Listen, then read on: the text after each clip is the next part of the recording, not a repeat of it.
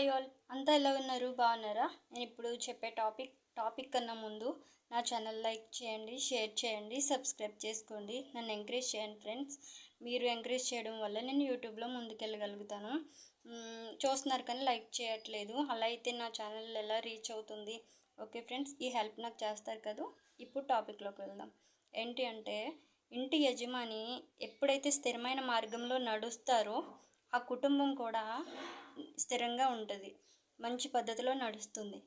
అలా కాకుండా ఇంటి యజమానే స్థిరంగా లేకపోతే ఇంకా ఆ కుటుంబం చెల్లా చెదురుగా ఉంటుంది అనమాట. అంటే భార్య మాట భర్త వినరు, భర్త మాట భార్య వినరు, పిల్లల మాట లెక్క తల్లిదండ్రుల మాట పిల్లలు లెక్క చేయరు. ఈ రకంగా ఉంటుంది.